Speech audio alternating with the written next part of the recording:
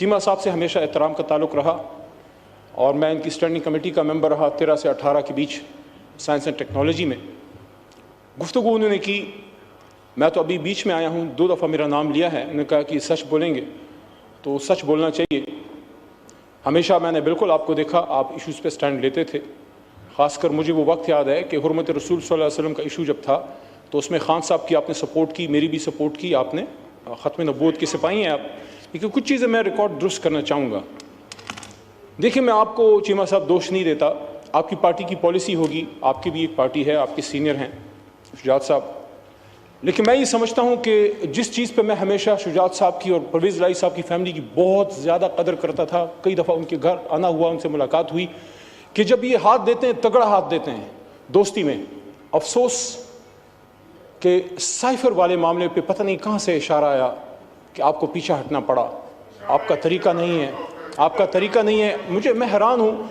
मुझे वो जगह याद है जहाँ मेरा दूसरा बड़ा भाई मक्सी साहब बैठे हैं और वहाँ से मेरे बड़े भाई चीमा साहब ने एक स्पीच की थी। चीमा साहब, आपको याद होगा, और मैं और मुराद सईदी एक दूसरे को देख रहे थे। उस दिन चीमा साहब ने मुराद और मेरे और शहरियार भाई से ज़्यादा खान साहब को सपोर्ट किया था, डिफेंड किया था। वो स्पीच आज भी रिकॉर्ड का हिस्सा होगी।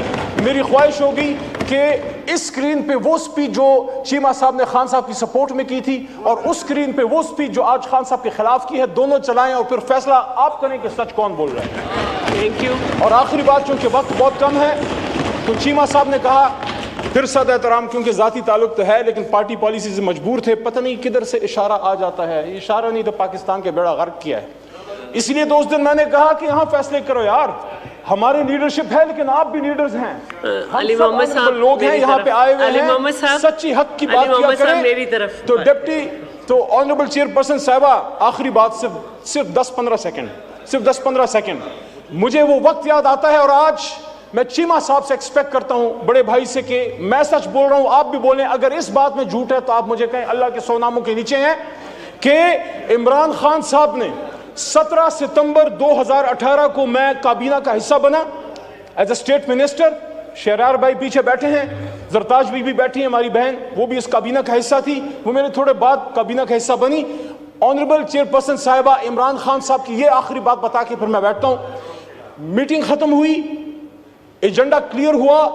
खान साहब ने आजम खान साहब से पूछा, जो PS2 प्राइम मिनिस्टर थे, SPM, कि आजम साहब क्या एजेंडा क्लियर हो गया है? उन्होंने कहा जी सारा कुछ क्लियर हो गया है। उन्होंने कहा कि तमाम सरकारी लोग ऐवान से, हाउस से चले जाएं, मैंने अपने वजीरों से कुछ बात करनी है। और जब वो चले गए, दरवाजे बंद हुए, सिर्फ हम रह गए और खान साहब रह गए। और मुझे वो बात खान साहब की ऐसी याद है जैसे मैं आपको देख रहा हूं, अभी मैं बात कर रहा हूं, कि खान साहब ने ये कहा कि मैं सियासत करने नहीं आया, मैं इस मुल्क को ठीक करने आया हूं, मैं अपनी हुकूमत कुर्बान कर दूंगा, लेकिन तुम लोगों में किसी करप्ट आदमी को नहीं छोड़ूंगा। ये इमरान खान ने अपनी काबीना को कहा और जिस शख्स पर फिर कोई इल्जाम लगा उसको हटाया। और सबसे नजदीक तरीन शख्स जो उनके कभी भी करीब, उससे ज्यादा करीब कोई नहीं था, जहांगीर खान तरीन को उन्होंने फिर इन्हीं इश्यूज की वजह से, चीनी कमीशन रिपोर्ट की वजह से हटाया। आप सिर्फ इतना बता दीजिए, चीमा साहब सच बोलिएगा, क्या खान साहब ने ये बात की थी कि नहीं की थी? बस बहुत शुक्रिया। तशरीफ रखें। ठीक है, इनका माइक ऑन कर दे, लेकिन इसके बाद मैं नहीं किसी को इजाजत दूंगी। बिल्कुल सही बात की है उन्होंने। अली मोहम्मद खान ने, मेरा भाई है, मैं दिल से उनकी इज्जत करता हूँ, प्यार करता हूँ उनसे। नेक आदमी, शरीफ आदमी है।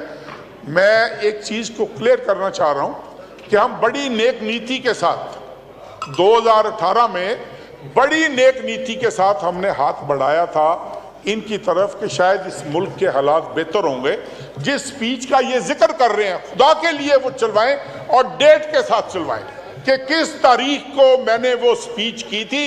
वो शुरुआत में पहले 1-2 माह की तकरीर थी और उसके बाद इन्होंने खुद गवाही दी है कि कैबिनेट की हर मीटिंग में हम स्टैंड लेते थे। पहली बात तो ये। और दूसरी बात ये कि आखिरी बात इन्होंने की कि इमरान खान साहब ने कहा कि भाई तमाम ब्यूरोक्रेट्स चले जाएं, सिर्फ मिनिस्टर्स रह गए। और मिनिस्टर्स को उन्होंने कहा कि मैं अपनी हुकूमत कुर्बान कर दूंगा, लेकिन मैं किसी को करप्शन की इजाजत नहीं दूंगा। बिल्कुल दुरुस्त है। उन्होंने कहा था कोई वजीर करप्शन नहीं कर सकता सिवाय मेरे। अच्छा, I am the only one who is allowed to involve तशरीफ रखे प्लीज। अगर हाँ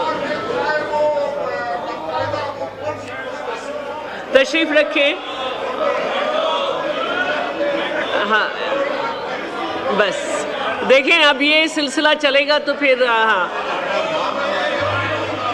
मैं बिल्कुल अभी करती हूँ। हाँ आपका नाम? अब फतेहुल्लाह साहब का कर लूँ फिर उसके बाद कर। ठीक है जनाब फतेहुल्लाह खान साहब।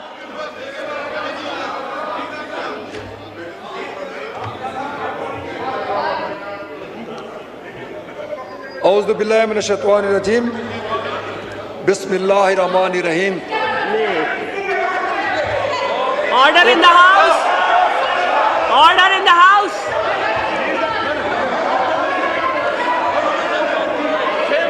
नहीं ये तरीका नहीं है कि आप इस तरह करें।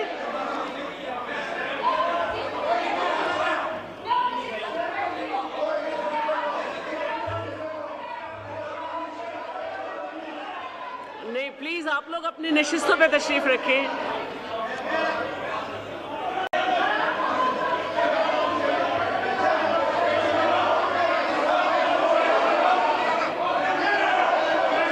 आप लोग बैठे।